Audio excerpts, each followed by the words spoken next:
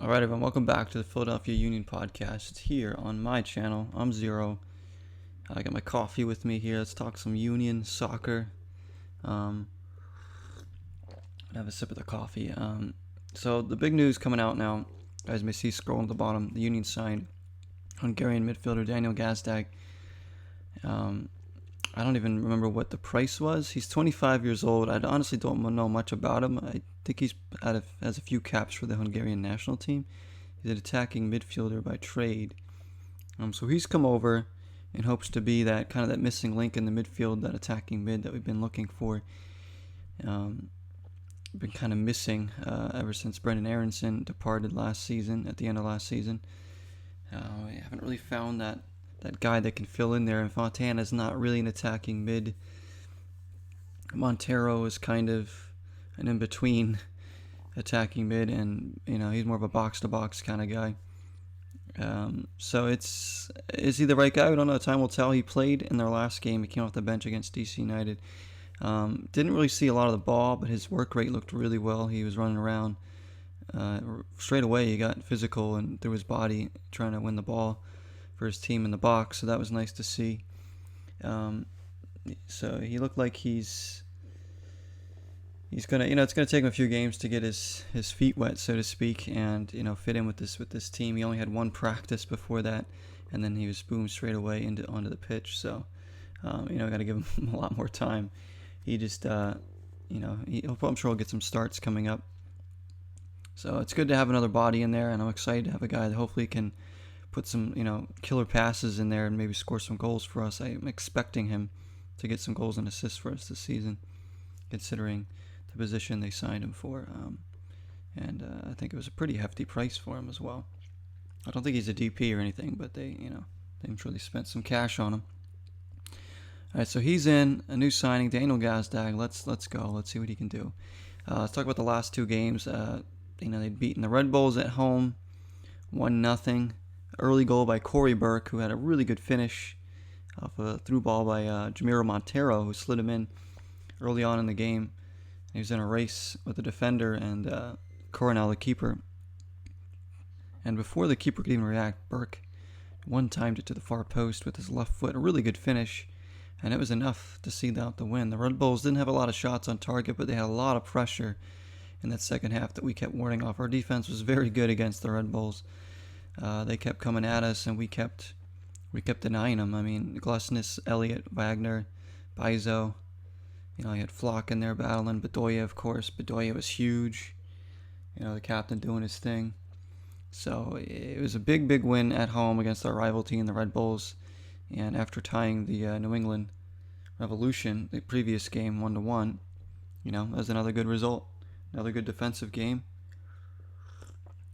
We followed that up by going on the road against DC United, a much lesser side for sure. They got some injuries. Flores goes out injured 10 seconds into the game. Hope that he's okay for DC United. But Hamid's out, Bernabom's out for DC. So this was a game, you saw on paper, especially when Flores went out early. It's like, all right, we got to win this game. But, first 10 minutes or so, Union looked really good on the ball. They were dictating the tempo. And then they kind of fell off after that. DC started to find their feet a little bit, pressing high. And let's be honest, the Union were terrible against DC United. They were not good in this game. We kept giving the ball away. We weren't holding on to it. They didn't look in sync. The players just looked, like they didn't even know each other. Just a lot of horrible decisions on the ball. Martinez came back after his 3-game suspension. He didn't look too good on the ball. He kept giving away. Even Flock was struggling a bit. Our center backs were giving the ball away. Bizo was giving the ball away. He couldn't get Burke or Jobilko going for a bit. It was real tough in that DC. I mean, to credit them, they were pressing us. They were setting numbers, and they were playing at a much faster pace than we were. And we just did not look up. We just looked tired, and we had a week off. And we looked tired against DC United. They had energy. They were at home, of course, but we ended up winning the game 1-0 because in first half stoppage time, Montero with a killer ball sliding in Jobilko, who finishes it very astutely. Just a really, really like just clean finish on the near post. Originally it was called offsides, but then you look at the replay, even the DC United announcers were like, no, that's onside. So of course they go to VAR. VAR does its job, calls it a good goal because it was a good goal. Perfectly timed ball, perfectly timed run, and a wonderful finish from our top striker, Casper, the friendly striker. His second goal in MLS, and he has, 4 or 5 in Champions League, so he's having a tremendous season. He does have an assist in MLS play as well. Montero picks up his 3rd assist of the season in MLS, so he's doing well. He's having a good season so far, getting on the ball more. We need him on the ball more.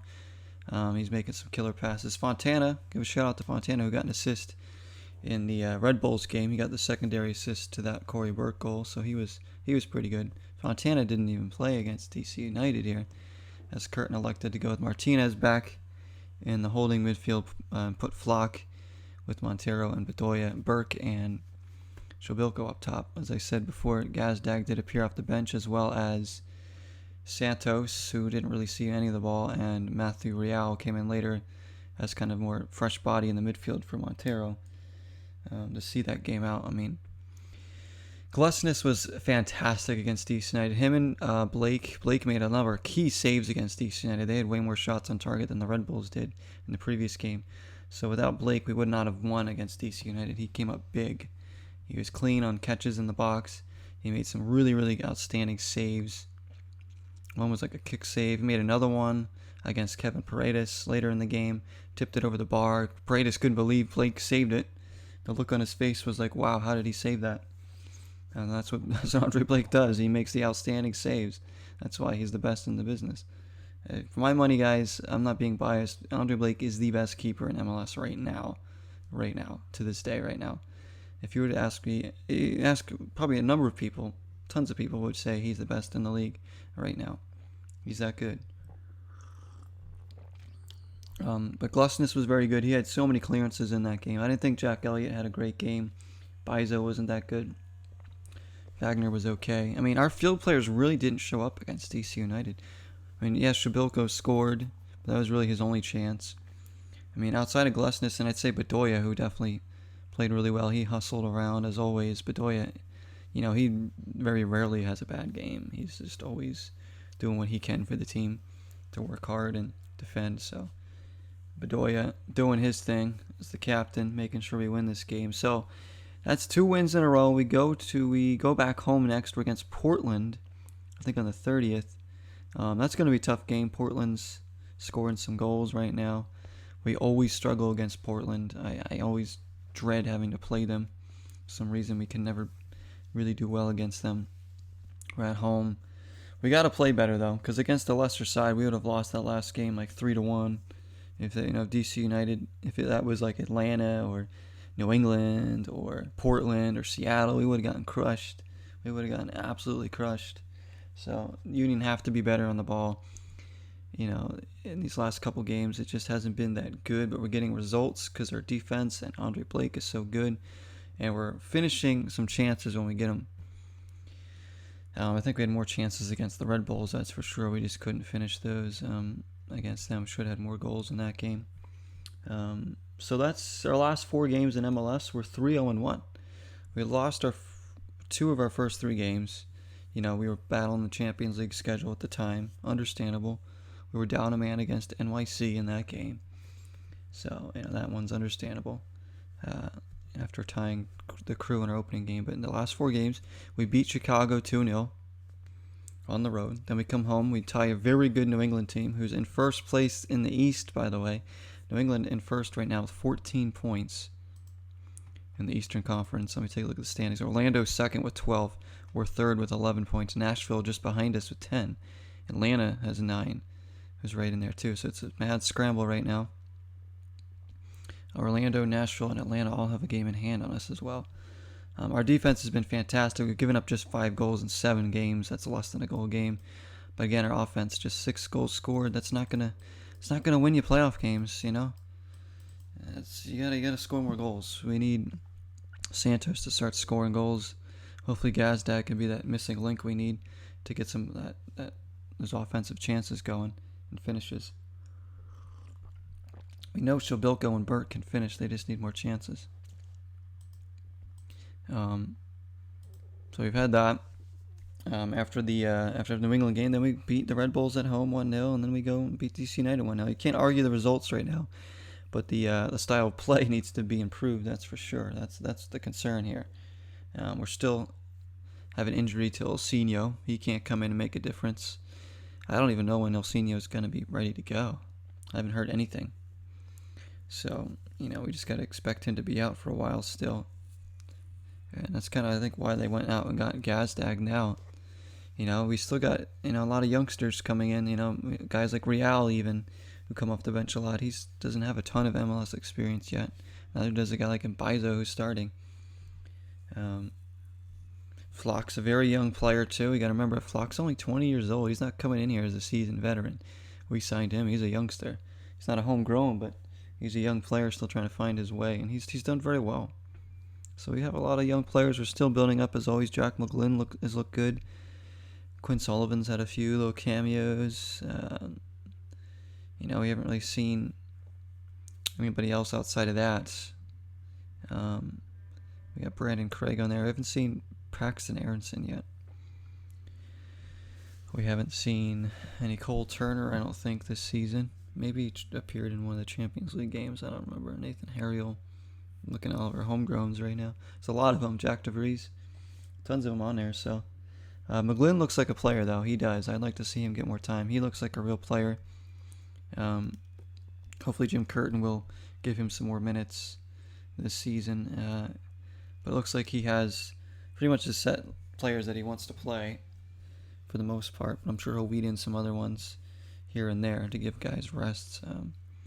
And having Gazdag is just going to make us that little bit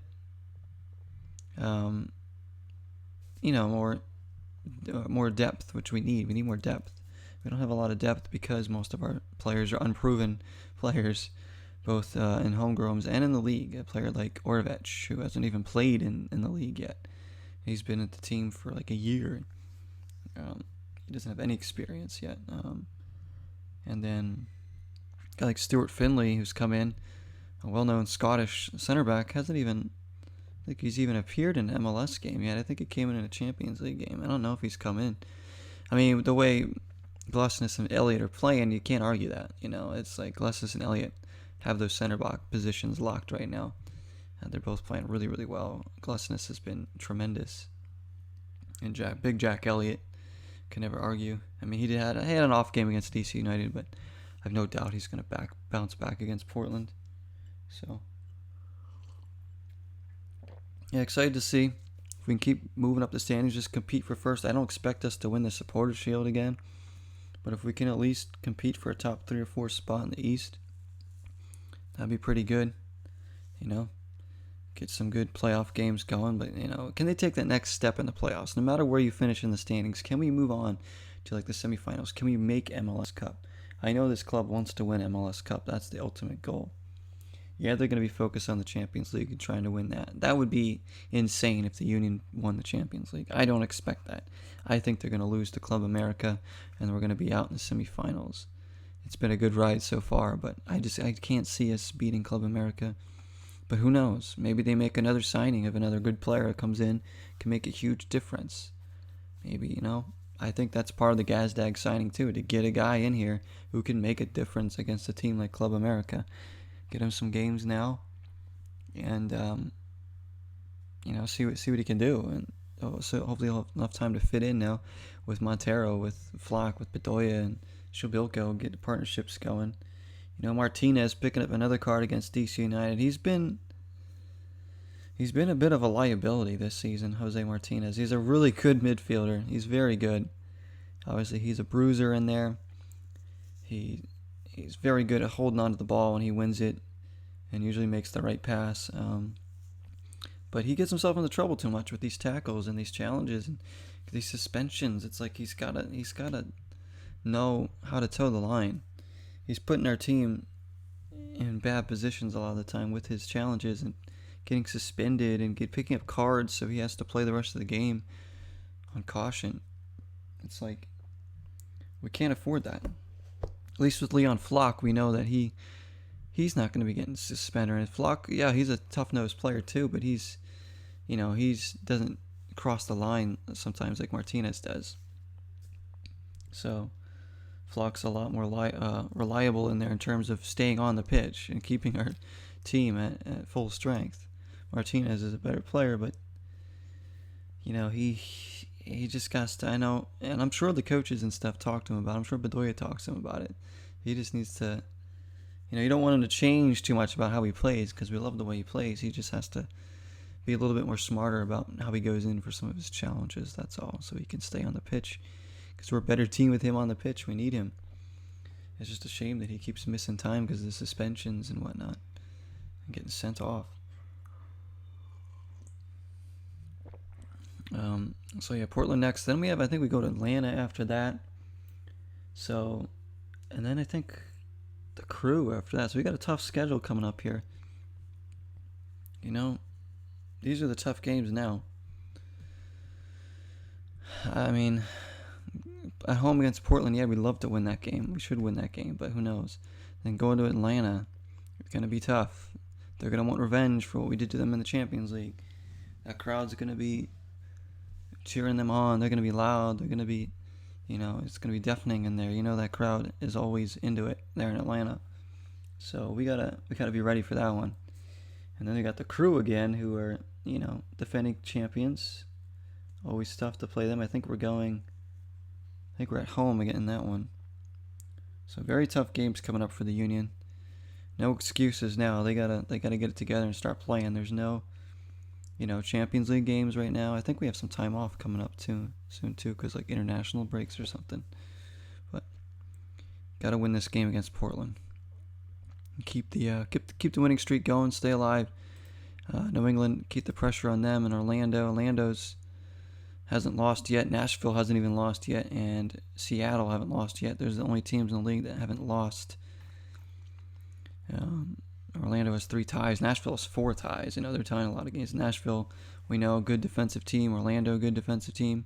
You look at the top 4 teams in the East right now. Us, Orlando, New England, Nashville, all good defensive teams.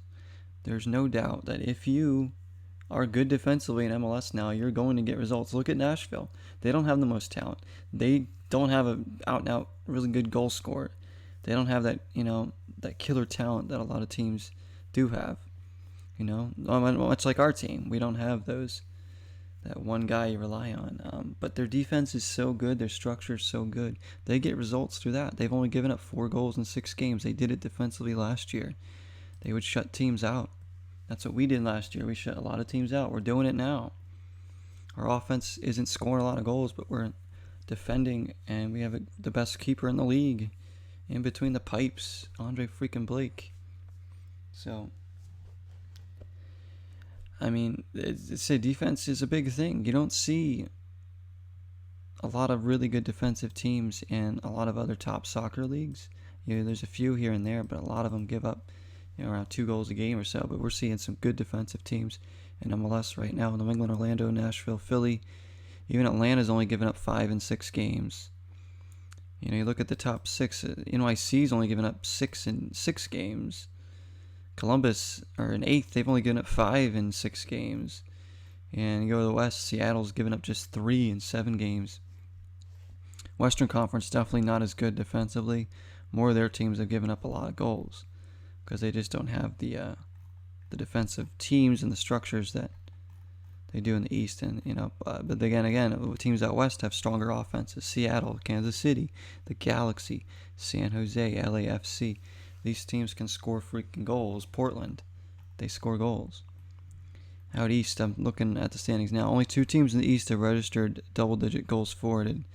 New York City's first with 11, and New England's second with 10.